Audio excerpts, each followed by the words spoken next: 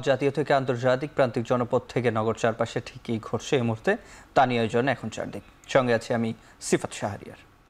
দেশের শান্তি ও স্থিতিশীলতা নিশ্চিতে কাজ করছে সরকার, আর সংস্কারকে দেয়া হচ্ছে সর্বোচ্চ অগ্রাধিকার। ইউনিভার্সিটি অফ কিবাংসান মালয়েশিয়ার সমাবর্তন অনুষ্ঠানে একথা বলেন প্রধান উপদেষ্টা ডক্টর ইউনুস। এ সময় গণতন্ত্রকে শক্তিশালী করে জনগণের কাছে ক্ষমতা ফিরিয়ে দিতে সরকার প্রস্তুত বলেও জানান তিনি। বাংলাদেশের অর্থনীতি গতিশীল করতে মালয়েশিয়ার সহায়তার প্রয়োজনীয়তা উল্লেখ করেন অন্তর্বর্তী সরকার প্রধান।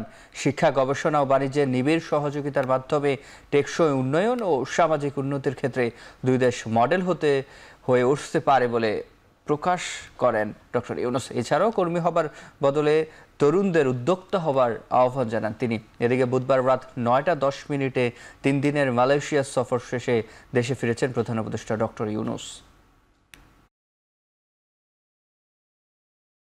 Our government is focused on ensuring peace and stability.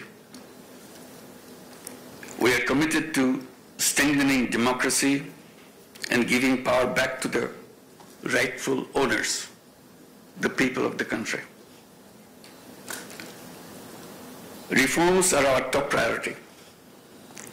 We have a clear goal, a detailed plan, and a strong determination to move forward, to build a stronger, resilient Bangladesh. We need big changes in our economy. This includes supporting entrepreneurs, turning everybody into entrepreneurs, investing more in education and technology, and working closely with our international and our regional partners, such as our dear friend Malaysia. ফেব্রুয়ারিতে নির্বাচন হতে না দেওয়ার হুমকিকে স্বৈরাচারের পদধ্বনি শোনা যাচ্ছে বলে মন্তব্য করেছেন বিএনপির স্থায়ী কমিটির সদস্য ডাক্তার এজেডএম জাহিদ হোসেন। বুধবার সকালে ড্যাবের নবনির্বাচিত কমিটির সদস্যদের সাথে নিয়ে প্রয়াত রাষ্ট্রপতি জিয়াউর রহমানের সমাধিতে শ্রদ্ধা নিবেদনের পর তিনি এই মন্তব্য করেন। ডাক্তার জাহিদ আরও বলেন, হুমকি দিয়ে নির্বাচন বানচাল করা যাবে না। গণতন্ত্র প্রতিষ্ঠার স্বার্থে স্বৈরাচার বিরোধী আন্দোলনের মতো ঐক্যবদ্ধ থাকার আহ্বান জানান তিনি। জনগণকে ভোটাধিকার প্রয়োগের সুযোগ দিয়ে গণতন্ত্রের পথে এগিয়ে যেতে হবে বলেও মন্তব্য করেন বিএনপির এই নেতা।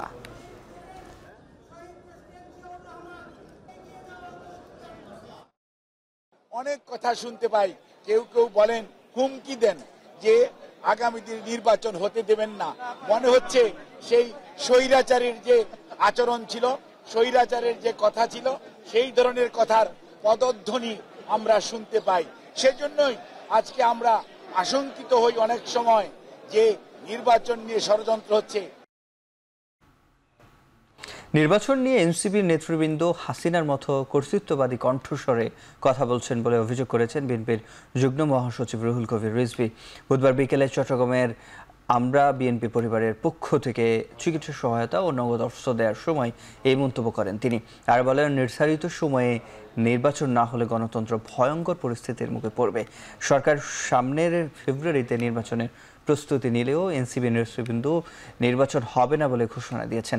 অথচ বিগত সময়ে বিএনপির আন্দোলনের সংগ্রামের উপর দাঁড়িয়ে 5 আগস্টের রচনা হয়েছে। রিজভী বলেন, জবাবদিহিতাবিহীন সরকার যত বেশি সময় ধরে থাকবে দেশে ততই নৈরাজ্য বাড়বে। এ সময় তারেক রহমানের নির্দেশনায় নন্দ রাইসের সহায়তা এক পরিবারের হাতে তুলে দেওয়া হয় অটোরিকশা, চিকিৎসা সহায়তা দেওয়া হয় 2 শিশু ও এক আহত জুলাই যোদ্ধাকে। এখন এনসিপি তার রাজনৈতিক দল করেছে, তাদের এক নেতা নির্বিঘ্নে বলে গেলেন যে ফেব্রুয়ারিতে নির্বাচন হবে না, রোজার আগে নির্বাচন হবে। তো ভাই, কখন নির্বাচন হবে? তো আপনার কথার যে সুর বা যে টোন, আপনি অনেক যুক্তি খাড়া করে একটা বিশ্লেষণী বক্তৃতা করতে পারতেন, কিন্তু গতকাল বক্তৃতার টোনের মধ্যে দেখলাম যে আপনি হাসিনা যে টোনে কথা বলতো সেই টোনটাই আপনার কণ্ঠ থেকে বেরিয়েছে। আরেকটি 111-এর প্রেক্ষাপট তৈরি না করতে সরকারের প্রতি আহ্বান জানিয়েছেন জামায়াতের নায়েব আমির ডাক্তার আব্দুল্লাহ মোহাম্মদ তাহের। তিনি বলেন, আলোচনার মাধ্যমে সরকারকে সুষ্ঠু ও অংশগ্রহণমূলক নির্বাচন দিতে হবে। রাজধানীতে দলটির বিক্ষোভ মিছিল শেষে তিনি কথা বলেন। বুধবার বিকেলে জুলাই ঘোষণাপত্র ও জুলাই সনদের আইনি স্বীকৃতি এবং সনদের ভিত্তিতে আগামী সংসদ নির্বাচন আয়োজনের দাবিতে বিক্ষোভ মিছিল করে জামায়াত ইসলামী। বিজয়নগরের পানির ট্যাঙ্কের এলাকা থেকে মিছিলটি শুরু হয়ে বিভিন্ন এলাকা প্রদক্ষিণ করে। বিক্ষোভ মিছিল শেষে দলটির নায়েব আমির বলেন, যারা সুষ্ঠু নির্বাচনের পথে ধূম্রজাল তৈরি করছে তারাই মূলত ষড়যন্ত্র করছে। জনগণের মতের বাইরে কোনো কাজ করলে মেনে নেওয়া হবে না বলেও জানান তিনি। বলেন, জনগণের চাওয়া অনুযায়ী গণতান্ত্রিক বাংলাদেশ গড়তে চায় জামাত। এ সময় দলটির অন্য নেতারা বলেন, কিছু রাজনৈতিক দল ক্ষমতায় যেতে চায় কিন্তু জনগণের ভোটের মূল্যায়ন চায় না। মাননীয় স্বরাষ্ট্র উপদেষ্টা সাহেব, আপনি নির্বাচনের জন্য প্রস্তুত, আপনি ঘোষণা করছেন, এখনো এই জিবা কেটে নেওয়ার এই সন্ত্রাসী এখনো কেন গ্রেফতার করতে পারেন নাই? আপনি কোন দলের কাজ করছেন সরকারে থেকে? 71% লোক যদি পিয়ার চান, তাহলে আপনাদের বিরুদ্ধে করার কি অধিকার? সরকারকে আহ্বান জানাবো, রাজনৈতিক দলগুলোর সাথে ডায়লগে বসেন, রাজনৈতিক দলগুলোর কাছে আবেদন জানাবো, আসেন আমরা ইন্টার পার্টি ডায়ালগ করি, আমরা ইন্টার পার্টি রাউন্ড টেবল করি। দেশকে অনিশ্চয়তার দিকে নিয়ে যাবেন না, জনগণের বিপরীতে দাঁড়াবেন না, আর একটি 111 ক্ষেত্র তৈরি করবেন না। নির্বাচনে কালো টাকার বিস্তার ঠেকাতে সচেষ্ট আছে অন্তর্বর্তী সরকার, একথা বলেছেন অর্থ উপদেষ্টা ডক্টর সালেহুদ্দিন আহমেদ। সচিবালয়ে পেনশন স্কিমের ইউ পেনশন অ্যাপের উদ্বোধন উপলক্ষে সংবাদ সম্মেলনে তিনি বলেন, সরকার কালো টাকার উৎস বন্ধ করার চেষ্টা করছে, এজন্য রাজনৈতিক দলগুলোকে এগিয়ে আসতে হবে। এ সময় তিনি আরও বলেন, ফেব্রুয়ারিতে একটা ভালো নির্বাচন করতে চায় সরকার। কালো টাকা যেটা, আমরা কালো টাকা দুইটা জিনিস হলো, একটা হলো উৎসটা আর একটা হলো প্রসেসটা। আমরা চেষ্টা করছি উৎসটা বন্ধ করতে। উৎসটা মোটামুটি কিন্তু এখন ওই লোন যারা নেয়, আগে তো ব্যাংকের মালিক, ইন্ডাস্ট্রির মালিক, টেলিভিশনের মালিক, নিউজ পেপারের মালিক, ফ্ল্যাটের মালিক, সব একজনই, সে ডিসাইড করবে। এখন তো এটা হচ্ছে না, এখন তো একটা মোটামুটি একটু চেক অ্যান্ড ব্যালেন্স কিছু আছে, সেটা ঠিক করবে। উই আর ওয়াচিং ইট, যে কালো টাকা যাতে, এখন রাজনৈতিক জিনিস, আমি সবসময় অর্থনৈতিক উন্নতি রাজনৈতিক কালচারের সাথে, এখন যদি ওনারা যদি এনকারেজ করে টাকা পয়সা দিয়ে সে করবেন, নমিনেশন দেবেন, ভোট দেবেন, তখন তো আমি তো অর্থ মন্ত্রণালয় থেকে এটা কিছু ডিফিকাল্ট। বিদেশি বিনিয়োগ টানতে শুধু বাজারে স্থিতিশীলতা নয়, আধুনিক প্রযুক্তির স্বচ্ছতা ও দীর্ঘমেয়াদের নীতি সহায়তা নিশ্চিত করা জরুরি। বাংলাদেশ এখন ইমার্জিং ফ্রন্টিয়ার মার্কেট হিসেবে বিশ্ব বিনিয়োগ মানচিত্রে অবস্থান করছে, যা সঠিক নীতি ও পরিকল্পনার মাধ্যমে একটি শক্তিশালী বিনিয়োগ গন্তব্যে পরিণত হতে পারে। বুধবার বনানীর শেরাটনে ব্র্যাক ইপিএল স্টক ব্রোকারেজ লিমিটেডের আয়োজনে সামিটের কার্যক্রমে যোগ দিয়ে বক্তারা এসব কথা বলেন। এ সময় তারা দেশি বিদেশি বিনিয়োগকারী, নীতি নির্ধারক ও বাজার বিশেষজ্ঞরা বাংলাদেশের পুঁজিবাজারের বর্তমান অবস্থা, সম্ভাবনা ও ভবিষ্যৎ পরিকল্পনা নিয়ে আলোচনা করেন। প্রধান উপদেষ্টার বিশেষ সহকারী ডক্টর আনিসুজ্জামান চৌধুরী বলেন, বাংলাদেশের পুঁজিবাজার বিনিয়োগকারীদের জন্য একটি উদীয়মান ক্ষেত্র, যেখানে টেকসই প্রবৃদ্ধির সুযোগ রয়েছে।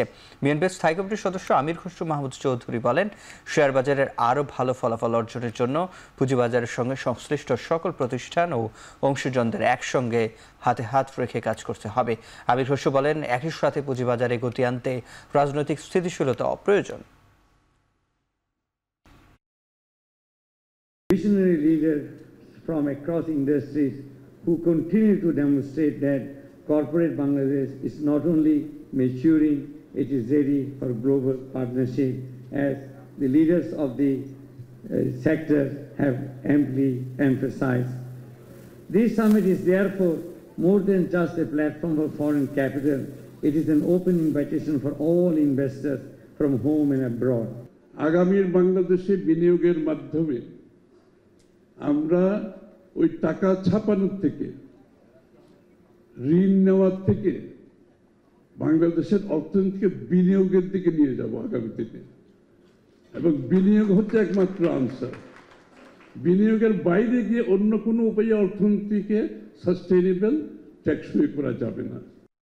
আশুলিয়ায় 7 জনকে হত্যা মামলায় অভিযোগ গঠন করা হবে আগামী 21 আগস্ট। অন্যদিকে জুলাই আন্দোলনে চানখারপুলে 6 জনকে গুলি করে হত্যার মামলায় তৃতীয় দিনে সাক্ষ্য দিয়েছেন শহীদ ইয়াকুবের পরিবার।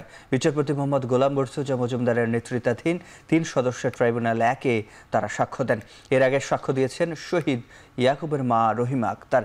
দুপুর 12:30টার দিকে তৃতীয় দিনের সাক্ষ্য গ্রহণ শুরু হয়। এর আগে 2 দিনে শহীদ আনাস ও শহীদ জুনায়েদের বাবা এবং একজন কলেজ শিক্ষক সহ মোট 3 জন সাক্ষ্য দিয়েছেন। অন্যদিকে বিচারপতি নজরুল ইসলাম চৌধুরীর নেতৃত্বে ট্রাইব্যুনাল 2-এ আশুলিয়ায় 5 মরদেহের সঙ্গে জীবিত 1 জনকে পোড়ানো সহ 7 জনকে হত্যার মামলায় অভিযোগ গঠনে শুনানি শেষ হয়েছে।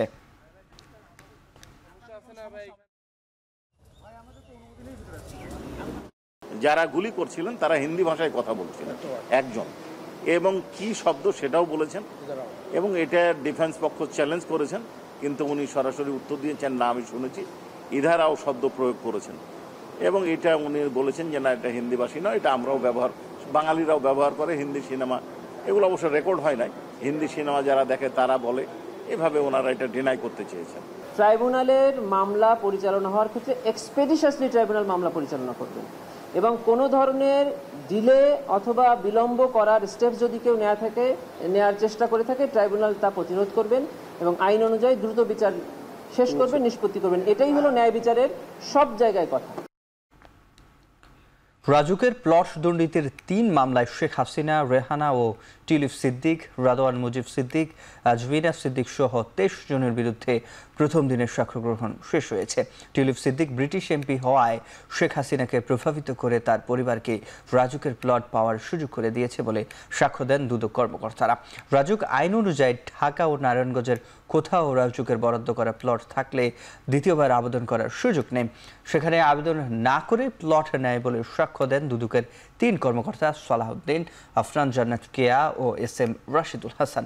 পৃথক 3 মামলায় শেখ হাসিনা ও শেখ রেহানার পরিবারের 4 সদস্য ছাড়া অন্য আসামিরা হলেন সাবেক গণপূর্ত প্রতিমন্ত্রী শরীফ আহমেদ, জাতীয় গৃহায়ন ও গণপূর্ত মন্ত্রণালয়ের সচিব শহীদুল্লাহ খন্দকার, সিনিয়র সহকারী সচিব পূর্বী গোলদার, রাজুকের সাবেক চেয়ারম্যান আনিসুর রহমান মিয়া সহ 18 জন।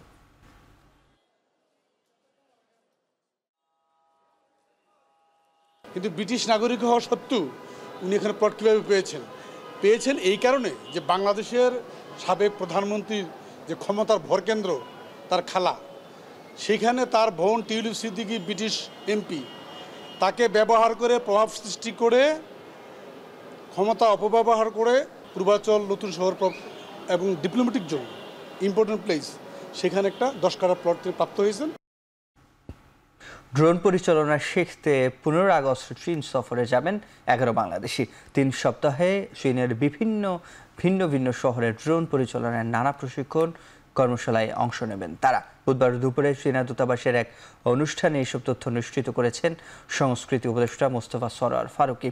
তিনি বলেন, চীনের নিউ মিডিয়া বিভাগে পারদর্শিতার কারণেই এমন সিদ্ধান্ত নিয়েছে সংস্কৃতি মন্ত্রণালয়। উপদেষ্টা ফারুকী বলেন, জুলাই স্মৃতি জাদুঘরেও ঠাঁই পাবে নিউ মিডিয়া বিভাগের অনেক প্রদর্শনী। এদিকে ড্রোন শো কেবল সাংস্কৃতিক উপলক্ষ নয়, বরং কৃষি ও প্রযুক্তিতেও এর ব্যবহার নিশ্চিত করতে বাংলাদেশেই ড্রোন উৎপাদনের সহযোগিতা করতে চায় চীন। এমন আগ্রহের কথা জানান চীনের রাষ্ট্রদূত ইয়াও ওয়েন।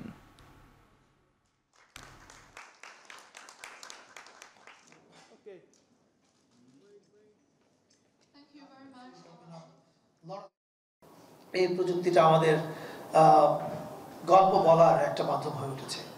সো ড্রোনের এই ব্যাপারটা এরকম, যেরকম আমরা মঞ্চে বলছিলাম যে টেকনোলজি এবং আর্টের একটা ফিউশন, এটা সম্ভাবনা কোথায় কোথায় যেতে পারে, সামনে এটা কত দূর যাবে এটা দেখার বিষয়। তবে এখন আমরা এই গত 1-1.5 বছরে যা দেখলাম সারা পৃথিবীতে, এটা ন্যারেটিভ বিল্ডিং এর একটা খুবই বড় জায়গা দখল করছে। চাকুরি জাতীয়করণের দাবি বাস্তবায়নে 14 সেপ্টেম্বর পর্যন্ত সময় বেঁধে দিয়েছেন এমপিওভুক্ত শিক্ষকরা। অন্যথায় হুঁশিয়ারি দিয়েছেন ডিসেম্বর থেকে কঠোর আন্দোলনের। আন্দোলনরত শিক্ষকদের 10 সদস্যের প্রতিনিধি দল বিকেলে বৈঠক করে সচিবালয়ে। দাবি বাস্তবায়নের আশ্বাসে আপাতত কর্মসূচি স্থগিত করেছেন বিক্ষুব্ধরা।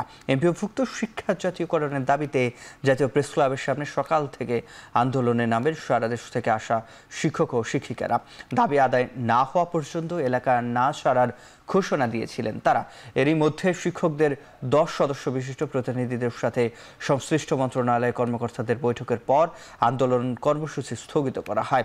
এর আগে সকালে সচিবালয়ের মোড় থেকে কদম ফোয়ারা পর্যন্ত শিক্ষকরা অবস্থান নেয়ার প্রেস ক্লাবের সামনে সড়ক বন্ধ হয়ে ব্যাপক যানজটের সৃষ্টি হয়। আমাদের বাড়ি ভাড়া পার্সেন্ট আকারে 20% দিতে হবে, আমরা দাবি জানিয়েছি। ওনারা আমাদেরকে বলেছেন আপনাদের এই যৌক্তিক দাবির সাথে আমরা একমত, আপনারা আপনাদের প্রত্যাশা অনুযায়ী এটার জন্য কত টাকা হিসাব লাগবে দ্রুত সময়ের মধ্যে আমাদেরকে এটা আপনারা দেন, আমার মিনিস্ট্রি কাজ করবে। এরপরে আমরা এটা সামারি তৈরি করে আমরা অর্থ মন্ত্রণালয়ের সাথে আমরা কথা বলবো। কিন্তু আমরা আপনাদের এই দাবিটার ব্যাপারে একমত যে এটা পার্সেন্ট আকারে হোক। প্রাথমিকভাবে বলতে পারেন শিক্ষা মন্ত্রণালয়ের পার্সেন্ট আকারে বাড়ি ভাড়া দেওয়ার প্রাথমিকভাবে বিষয়টা তারা মেনে নিয়েছে, আলহামদুলিল্লাহ। ডাকসু নির্বাচনে প্রতিদ্বন্দ্বিতা করার জন্য 2 দিনে কেন্দ্রীয় সংসদে 20টি ও হল সংসদে 18টি মনোনয়নপত্র বিক্রি হয়েছে বলে জানিয়েছে ডাকসুর চিফ রিটার্নিং কর্মকর্তা অধ্যাপক ডক্টর মোহাম্মদ জসিম উদ্দিন।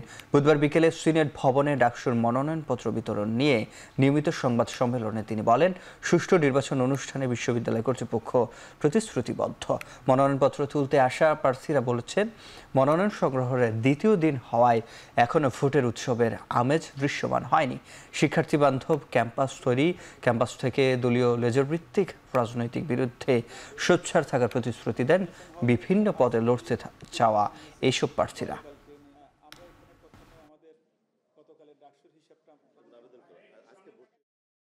ঢাকা বিশ্ববিদ্যালয় প্রশাসন এবারে ডাকসু নিয়ে মোটামুটি ভালোই সিরিয়াস এবং সুন্দর একটা পরিবেশ মনে হয় নিশ্চিত করবে, এবং ডাকসু কিন্তু কোনো সহিংসতা কিন্তু এখন আমাদের চোখে পরিলক্ষিত হয়নি। ডাকসু যদি রাজনীতি পলিটিক্যালি বায়াসড হয়ে যায় তো সেটা আসলে ছাত্রদের কল্যাণে কখনো আর স্বাধীনভাবে কাজ করতে পারে না। এই পর্যন্ত ঢাকা বিশ্ববিদ্যালয় কেন্দ্রীয় ছাত্র সংসদে ফর্ম নিয়েছে 20টি, এর মাঝে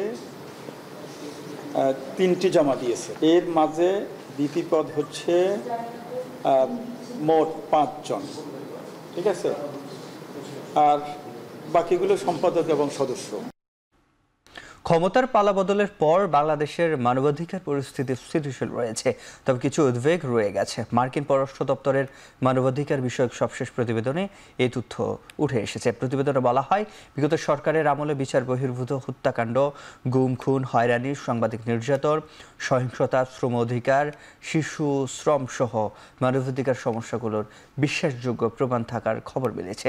তবে মানবাধিকার লঙ্ঘনের ব্যাপক অভিযোগ থাকলেও আওয়ামী লীগ সরকারের হাতে গোনা কয়েকটি ঘটনায় শুধু প্রশাসনিক শাস্তি দেওয়া ছাড়া বাকি ঘটনায় দোষীদের চিহ্নিত করা ও শাস্তি দেওয়ার ক্ষেত্রে কোনো পদক্ষেপ নেয়নি। বরং এসব অভিযোগে ব্যাপকভাবে দায় মুক্তি দেওয়ার খবর পাওয়া যায়। পরে অন্তর্বর্তী সরকার ক্ষমতায় এসে মানবাধিকার লঙ্ঘনের দায়ে অভিযুক্তদের গ্রেপ্তার করা শুরু করে। জাতিসংঘের সহায়তা নেয়ার পর বাংলাদেশের প্রচলিত সাধারণ বিচার ব্যবস্থা ও আন্তর্জাতিক অপরাধ ট্রাইব্যুনালের মাধ্যমে এসব ঘটনার বিচার হচ্ছে।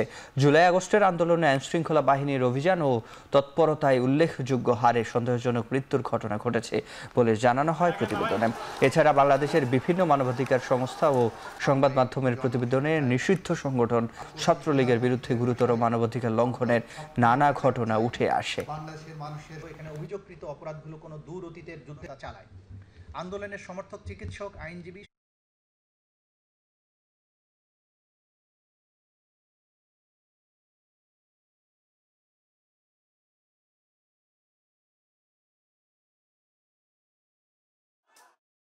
চট্টগ্রাম শহরের সৌন্দর্য রক্ষা এবং জুলাই স্মৃতি সংরক্ষণে নগরীর চকবাজার এলাকার ব্যানার ও পোস্টার অপসারণ কার্যক্রমের উদ্বোধন করেছেন চট্টগ্রাম সিটি কর্পোরেশনের মেয়র ডাক্তার শাহাদাত হোসেন। কার্যক্রমের উদ্বোধন করে মেয়র বলেন, নিয়ম ছাড়াই বিদ্যুতের খুঁটি থেকে শুরু করে সড়ক বিভাজক, সরকারি স্থাপনা, বাসাবাড়ির দেয়াল ও গণপরিবহন সহ সব জায়গায় ব্যানার ও পোস্টার টানানো হয়েছে।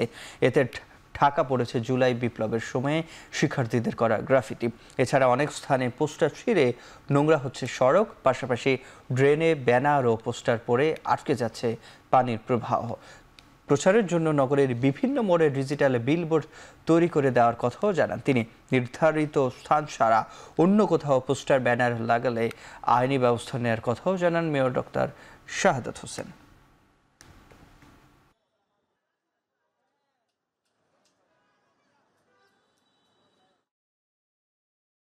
নগরের সেবা দেওয়ার জন্য আমি মনে করি শহরকে সুন্দর রাখা একটা জরুরি অ্যাডভার্টাইজমেন্ট দিতে চাই, সেটা নিয়ম অনুযায়ী সিটি কর্পোরেশনের সেই নিয়ম অনুযায়ী সেটা হবে এবং এটা আমরা আশা করছি। কিন্তু এইভাবে অপরিচ্ছন্নভাবে কোনো কাজ আমরা হতে দিব না। আমরা শহরটাকে সবাই মিলে সুন্দর রাখতে চাই। এই শহর আমাদের সবার, সবাইকে মিলে এই শহরটাকে ক্লিন, গ্রিন, সেফ এবং হেলদি করতে হবে। কক্সবাজার অঞ্চলের অধীনে আটক হওয়া ১,৩২১ কোটি ৯০ লাখ টাকার মাদক ধ্বংস করেছে বিজিবি। দুপুরে 12:30টার দিকে কক্সবাজারের ৩৪ বিজিবি ব্যাটালিয়নের প্রশিক্ষণ মাঠে জব্দ করা বিপুল মাদক ধ্বংস করা হয়। এর মধ্যে ২,৩৩ লাখ পিস ইয়াবা, ১৪০ কেজি ক্রিস্টাল মেথ, বিদেশি মদ, বিয়ার, কোকেন ও আফিম ধ্বংস করা হয়। বিজিবির পক্ষ থেকে জানানো হয়, চলতি বছরের প্রথম 7 মাসে ২,২১৬ কোটি টাকার মাদক উদ্ধার করা হয়।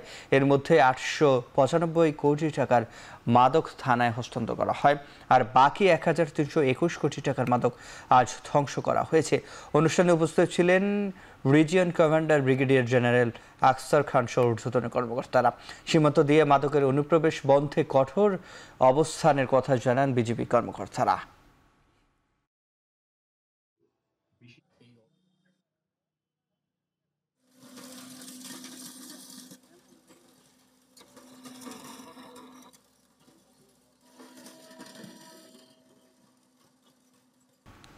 রংপুরের তারাগঞ্জে চোর সন্দেহে রূপলাল দাস ও প্রদীপ লালকে পিটিয়ে হত্যার ঘটনায় 2 এসআই ও 6 কনস্টেবলকে সাময়িক বরখাস্ত করা হয়েছে। পুলিশ সুপার জানান, দায়িত্ব অবহেলার অভিযোগে রংপুর পুলিশ সুপারের নির্দেশে তাদের বরখাস্ত করে পুলিশ লাইন্সের সংযুক্ত করা হয়েছে। সাময়িক বরখাস্ত হওয়া পুলিশ সদস্যরা হলেন তারাগঞ্জ থানার SI Abu Zubair, SI Shafiqul Islam, constable ফরিদকুদ Akhtaruzzaman, Dhiraj Kumar রায়, হাসান আলী, ফিরোজ কবির, মুক্তার হোসেন ও বাবুল চন্দ্র রায়। ঘটনার দিন তারাগঞ্জ থানায় মোবাইল টিমের দায়িত্বে ছিলেন। সে সাথে ওই হত্যা মামলায় তদন্তকারী কর্মকর্তা এসআই আবু জুবায়েরকে তদন্ত কার্যক্রম থেকেও অব্যাহতি দিয়েছে কর্তৃপক্ষ। এর আগে 9 আগস্ট তারাগঞ্জ কাজিরহাট সড়কের বটতলা এলাকায় চোর সন্দেহে 2 জনকে আটক করে পিটিয়ে হত্যা করে এলাকাবাসী। পরে জানা যায় নিহতরা চোর নন, বরং বিয়ের তারিখ ঠিক করতে আত্মীয়ের বাসায় যাচ্ছিলেন তারা।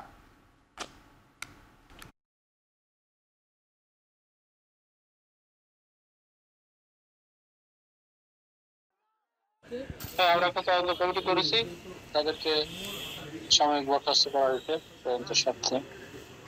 তাদের কোনো গাফিলতি আছে কিনা আমরা একটু যাচাই করে দেখবো। তদন্ত কর্মকর্তা পরিবর্তন হয়েছে। ময়মনসিংহের তারাকান্দায় টর্চার সেলে নির্যাতন চালানো ছাত্রদল নেতা হিজবুল আলম জিএফকে স্থায়ীভাবে দল থেকে বহিষ্কার করা হয়েছে। তার একদিনের রিমান্ড মঞ্জুর করেছেন আদালত। ময়মনসিংহ চিফ জুডিশিয়াল ম্যাজিস্ট্রেট আদালতের বিচারক এই আদেশ দিয়েছেন। এর আগে মঙ্গলবার মামলায় তদন্ত কর্মকর্তা অভিযুক্ত হিজবুল ও তার 2 সহযোগীর 3 দিন করে রিমান্ড আবেদন করেন। শুনানি শেষে বিচারক হিজবুল আলমকে 1 দিনের রিমান্ড দেন। বাকি 2 দিন 2 জনের রিমান্ড নামঞ্জুর করে কারাগারে পাঠানো হয়। এর আগে গত সোমবার রাতে ছাত্রদল নেতা হিজবুল আলম ও তার 2 সহযোগীকে গ্রেপ্তার করে পুলিশ। তাদের বিরুদ্ধে টর্চার সেলে নির্যাতন চালানোর অভিযোগ ছিল। নির্যাতনের ভিডিও সামাজিক মাধ্যমে ছড়িয়ে পড়লে শুরু হয় সমালোচনা। হিজবুল আলম জিএস সহ ঘটনার সাথে সাক্ষ্য প্রমাণের ভিত্তিতে সম্পৃক্ত থাকার অপরাধে তার সহযোগী আরও 2 জন অ্যারেস্ট করে এই 3 জনকে আজকে আদালতে 3 দিনের রিমান্ডে উপস্থাপন করা হয়েছিল। বিজ্ঞ আদালত শুনানি শেষে আসামি হিজবুল আলম জিএসের একদিনের রিমান্ড মঞ্জুর করেন। চাঁদপুরের মতলব উপজেলায় মিজানুর রহমান অভি নামে এক অটোরিকশা চালককে কুপিয়ে ও গুলি করে হত্যা করেছে দুর্বৃত্তরা। বুধবার ভোরে উপজেলার এখলাসপুর ইউনিয়নের হাসিমপুর এলাকায় এই ঘটনা ঘটে। পুলিশ জানায় বুধবার ভোরে স্থানীয়দের কাছ থেকে মরদেহ পড়ে থাকার খবর পেয়ে ঘটনাস্থলে যায় তারা। পরে মরদেহ ময়নাতদন্তের জন্য মর্গে করা হয়। তবে নিহত মিজানুর রহমানের বিরুদ্ধে মাদকের মামলা রয়েছে। মাদক ও আধিপত্য বিস্তারকে কেন্দ্র করে হত্যার ঘটনা বলে প্রাথমিকভাবে ধারণা পুলিশের। এ ঘটনায় থানায় মামলা প্রক্রিয়াধীন রয়েছে।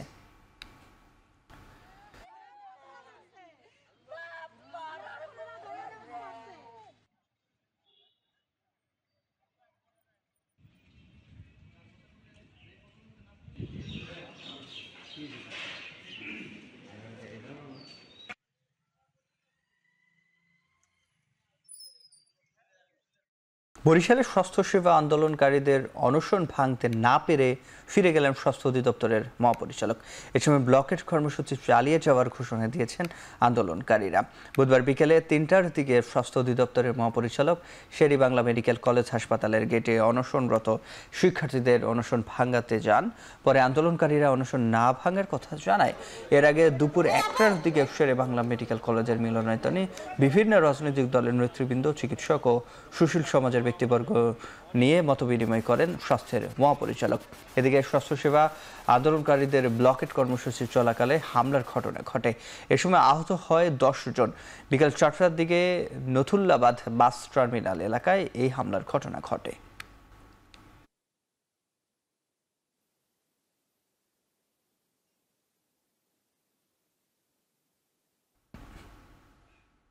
উজানের ঢল ও টানা বৃষ্টিতে পদ্মা ও তিস্তার পানি বৃদ্ধি অব্যাহত রয়েছে। প্লাবিত হয়েছে নদী তীরবর্তী নির্মাঞ্চল। বুধবার সকাল থেকে বিপদসীমা ছুঁই ছুঁই তিস্তার পানি। বৃষ্টিতে পানিবন্দী লালমনিরহাটের হাতিবান্ধার অন্তত ১৬ গ্রামের ৫,০০০ পরিবার। পানি উন্নয়ন বোর্ড বলছে উজানের ঢল মোকাবিলায় তিস্তা ব্যারেজের ৪৪টি গেট খুলে দেওয়া হয়েছে। এদিকে চাঁপাইনবাবগঞ্জে পানিবন্দী সদর উপজেলার ৫ ইউনিয়নের ১১,০০০ পরিবার। তলিয়ে গেছে প্রায় ৫০০ হেক্টর ফসলি জমি। এছাড়া বন্যার পানি ঢুকে পড়েছে ৬টি সরকারি প্রাথমিক বিদ্যালয়ে। এতে ব্যাহত হচ্ছে পাঠদান। এছাড়া ফরিদপুরে পদ্মার পানি বৃদ্ধিতে প্লাবিত হয়েছে ৪ উপজেলার অন্তত ১০,০০০ পরিবার। বাড়ছে নদী ভাঙনের তীব্রতা। রাজশাহীতেও পদ্মার পানি বাড়ায় শহরের টি বাঁধে বন্ধ করা হয়েছে চলাচল। সরিয়ে নেওয়া হচ্ছে দোকানপাট।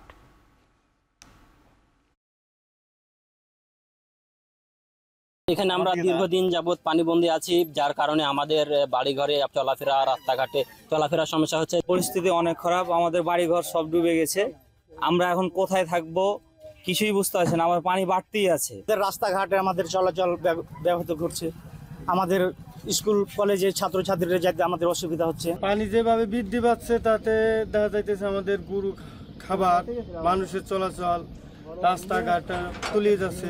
ঘরবাড়ি ভেঙে নিতেছে, খেত খোলা জায়গা জমি সব তলায় যাইতেছে।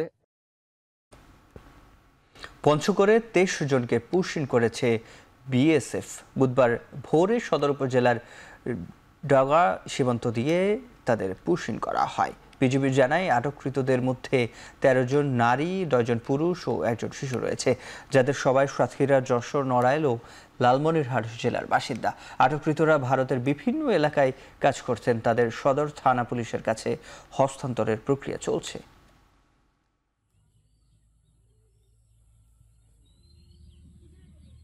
জয়পুরহাটের কয়া সীমান্ত দিয়ে একই পরিবারের ৫ সদস্যকে বিজিবির কাছে হস্তান্তর করেছে বিএসএফ। বুধবার সকালে পাঁচবিবি উপজেলার কয়া সীমান্তে কোম্পানি কমান্ডার পর্যায়ের পতাকা বৈঠকের মাধ্যমে তাদের বিজিবির কাছে হস্তান্তর করে বিএসএফ। তারা সবাই খুলনার টুচপাড়া এলাকার একই পরিবারের সদস্য। বিজিবি জানায় অবৈধভাবে ভারতে প্রবেশ করে ২০২০ সাল থেকে কেরালা রাজ্যের এর্নাকুলাম নামক স্থানে একটা দোকানে দিনমজুরের কাজ করছিলেন মুরাদ। পরে দেশে ফেরার পথে মঙ্গলবার সন্ধ্যায় ভারতের বালুপোরা এলাকা থেকে অবৈধভাবে অনুপ্রবেশের চেষ্টা করলে বিএসএফ মুরাদ মোড়ল তার স্ত্রী সহ ৩ সন্তানকে আটক করে। পরে পতাকা বৈঠকের মাধ্যমে তাদের বিজিবির কাছে হস্তান্তর করা হয়।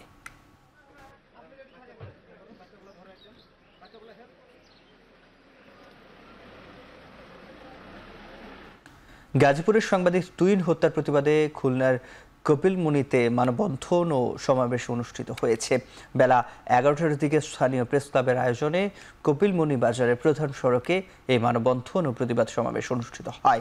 এ সময় সাংবাদিক তুহিন হত্যায় জড়িতদের দৃষ্টান্তমূলক শাস্তির দাবি করেন বক্তারা। একই সঙ্গে গণমাধ্যম কর্মীদের সুরক্ষায় আইন প্রণয়নের দাবি জানান তারা। ঘণ্টাব্যাপী এই কর্মসূচিতে সিনিয়র সাংবাদিক ও মানবাধিকার কর্মী মোস্তাফিজুর রহমান পারভেজ, কপিলমুনি প্রেস ক্লাবের আহ্বায়ক এইচ.এম. শফিউল ইসলাম সহ স্থানীয় নানা শ্রেণী পেশার মানুষ মানববন্ধন ও প্রতিবাদ সমাবেশে অংশ নেন।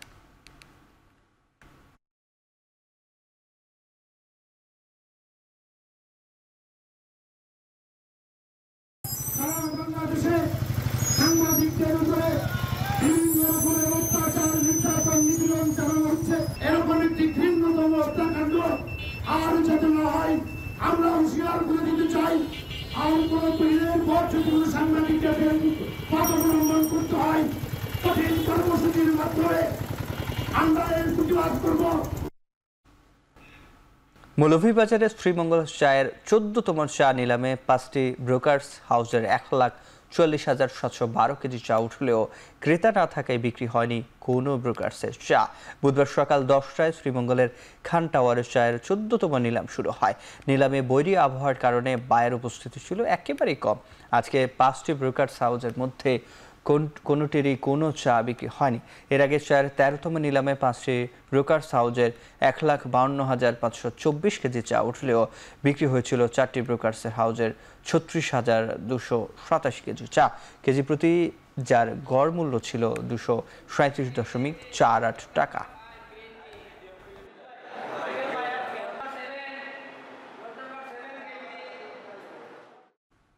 নেত্রকোনায় স্বাধীনতা পদক প্রাপ্ত দেশবরেণ্য বুদ্ধিজীবী, প্রাবন্ধিক ও শিক্ষাবিদ অধ্যাপক যতীন সরকারের শেষকৃত্য সম্পন্ন হয়েছে। রাত 9টার দিকে নেত্রকোনার কেন্দ্রীয় শহীদ মিনারে যতীন সরকারের শেষবারের মতো শ্রদ্ধা জানান প্রশাসন সহ সাংস্কৃতিক ও অঙ্গনের অনেকেই। শেষ শ্রদ্ধা জানিয়ে যতীন সরকারের মরদেহ নিয়ে যাওয়া হয় শহরের সাতপায়ের নিজ বাসভবনে। সেখানে রাত 11টা পর্যন্ত রাখা হয় তার মরদেহ। পরে পৌর শহরের চকপাড়ায় মহাশ্মশান ঘাটে শেষকৃত্য সম্পন্ন হয়। এর আগে বুধবার বেলা 1:45টার দিকে ময়মনসিংহ মেডিকেল কলেজ হাসপাতালে চিকিৎসাধীন অবস্থায় শেষ নিঃশ্বাস ত্যাগ করেন তিনি।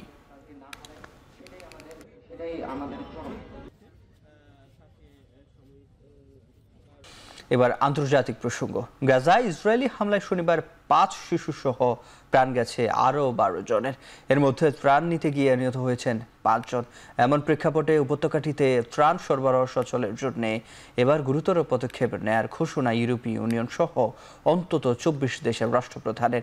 এদিকে যুদ্ধবিরতির আলোচনার জন্য মিশর পৌঁছেছে হামাসের প্রতিনিধি দল। বিপরীতে 60 দিনের অস্ত্রবিরতি কার্যকর ও বাকি জিম্মিদের ফিরিয়ে আনতে কাতারের দোহায় ইসরায়েলি মধ্যস্থকারীদের পাঠানোর পরিকল্পনা করছেন নেতানিয়াহু।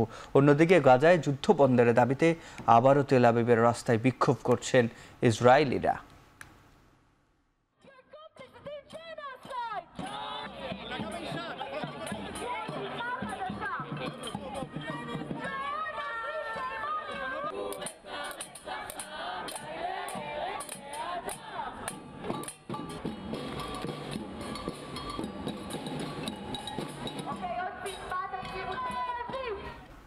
জাতিসংঘের সাধারণ পরিষদের ৮০তম অধিবেশনে যোগ দিতে আগামী মাসে যুক্তরাষ্ট্র যাচ্ছেন ভারতের প্রধানমন্ত্রী নরেন্দ্র মোদী।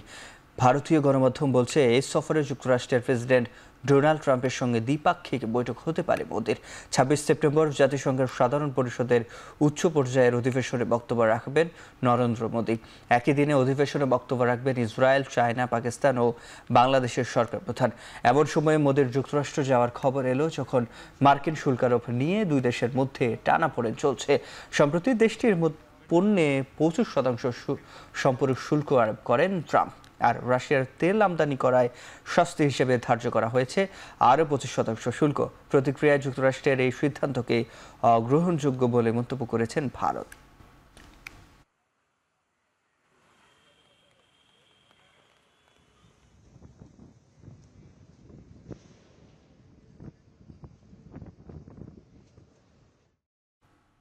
তাইওয়ানের দক্ষিণ পূর্ব উপকূলে আঘাত এনেছে টাইফুন পডুল।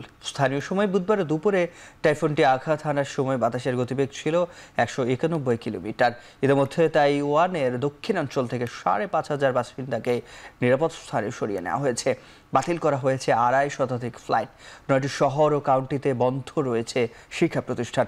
আগামী কয়েকদিনে দক্ষিণের পাহাড়ি এলাকায় 600 মিলিমিটার পর্যন্ত বৃষ্টিপাত হতে পারে।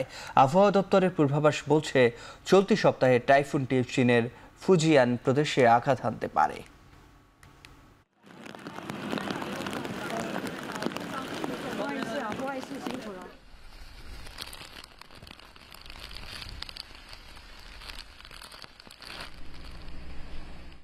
তীব্র তাপপ্রবাহে দক্ষিণ ইউরোপে আগ্রাসী হয়ে উঠেছে দাবানল। তীব্র গরমে 3 জনের মৃত্যু হয়েছে। স্পেন ও পর্তুগালের তাপমাত্রা ছাড়াতে পারে 44 ডিগ্রি সেলসিয়াস পর্যন্ত। তার প্রবাহে ইউরোপের 12টি অঞ্চলে দাবানল আরও বেশি ছড়িয়ে পড়েছে। ইতালি, ফ্রান্স, স্পেন, পর্তুগালে তাপমাত্রা 40 ডিগ্রি সেলসিয়াস ছাড়িয়ে যাওয়ায় স্বাস্থ্য সতর্কতা রেড হিট অ্যালার্ট জারি করা হয়েছে। স্পেনের আবহাওয়া অফিস জানিয়েছে সেভিলি এবং কন্ডোবা অঞ্চলের তাপমাত্রা 44 ডিগ্রি সেলসিয়াস ছাড়িয়ে যেতে পারে। একই পরিস্থিতি হতে পারে পর্তুগালের দক্ষিণ অঞ্চলেও। দাবানলের আগুন নেভাতে দমকল কর্মীরা নিরলসভাবে কাজ করে যাচ্ছে বলেও জানিয়েছেন স্পেনের প্রধানমন্ত্রী পেদ্রো সানচেজ। ঝুঁকিপূর্ণ এলাকা থেকে হাজার হাজার বাসিন্দাকে নিরাপদে সরিয়ে নেওয়া হচ্ছে।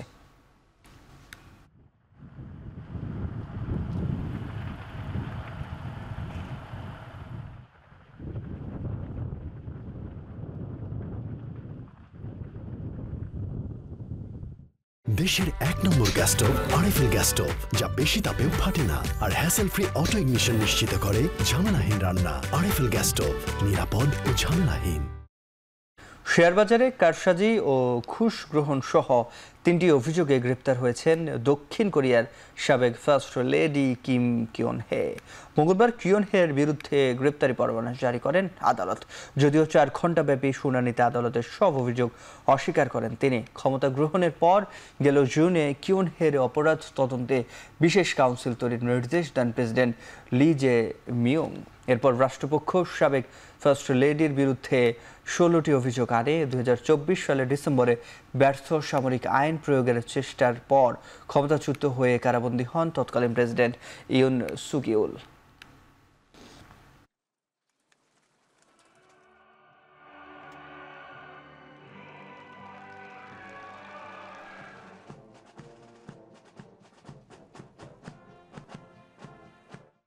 যুক্তরাষ্ট্রের জাতীয় ঋণ ছাড়িয়েছে ইতিহাস সর্বোচ্চ $37 ট্রিলিয়ন। অর্থ দপ্তরের সবশেষ প্রতিবেদনে উঠে এসেছে এই তথ্য।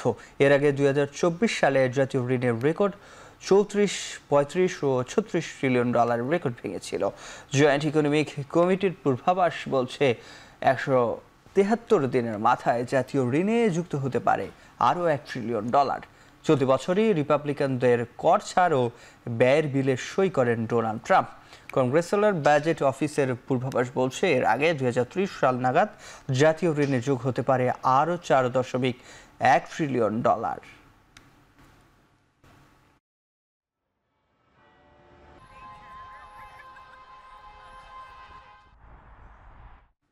ক্রোম ব্রাউজার কিনে নিতে গুগলকে $34 বিলিয়ন প্রস্তাব দিয়েছে এআই স্টার্টআপ প্রতিষ্ঠান ফার্লেকেস। ব্লুমবার্গের প্রতিবেদনে উঠে এসেছে এই তথ্য। মার্কিন গণমাধ্যমটি বলছে ক্রোমের মালিকানা পেলে ব্রাউজারের কোনো গোপন পরিবর্তন করা হবে না। পাশাপাশি আগামী 2 বছর $3 বিলিয়ন বিনিয়োগ করা হবে বলে জানিয়েছে স্টার্টআপ প্রতিষ্ঠানটি। গেল বছর অনলাইন সার্চের জগতে গুগলের বিরুদ্ধে অবৈধভাবে আধিপত্য ধরে রাখার প্রমাণ পায় মার্কিন বিচার বিভাগ।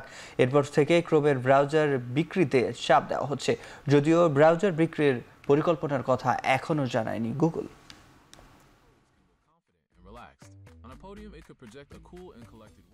Perplexity, the startup best known for its AI-driven search engine, Google Chrome browser on Tuesday. Perplexity's bid is worth $34.5 billion, and that's almost double what Perplexity itself is worth. এবার খেলার প্রসঙ্গ।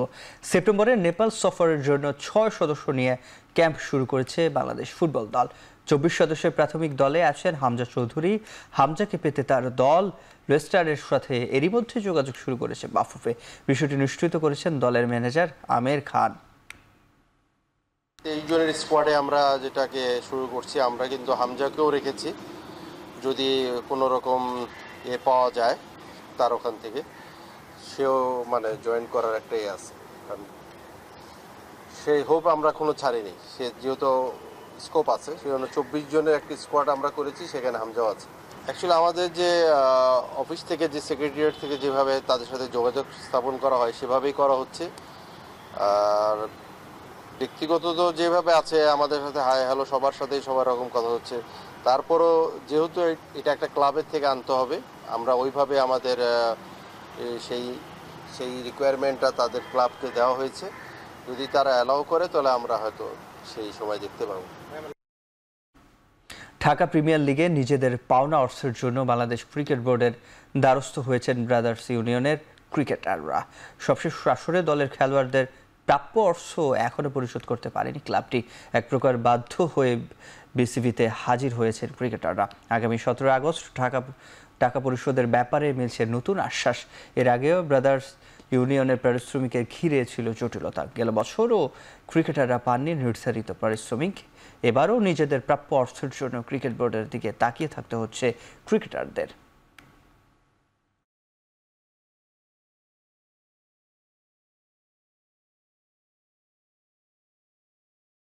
আরও একবারে দেশের বাইরে ফ্র্যাঞ্চাইজি লিগে ডাক পেয়েছেন বাংলাদেশি পেসার মুস্তাফিজুর রহমান। এবার সংযুক্ত আরব আমিরাতে আইএল টি20-র ডাক পেয়েছেন তিনি।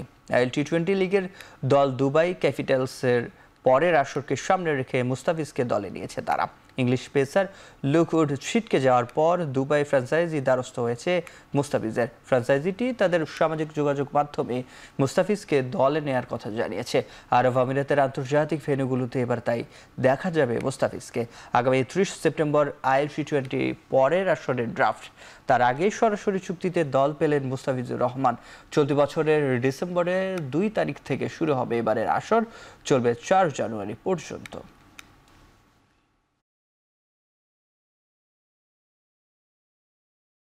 শেষ করছি এখন চারদিক। এখন টেলিভিশন ওয়েবসাইটে দেখতে ভিজিট করুন www.ekhon.tv, ফেসবুকে দেখতে ভিজিট করুন facebook.com/tv.ekhon, ইউটিউবে দেখতে ভিজিট করুন youtube.com/c/ekhon tv।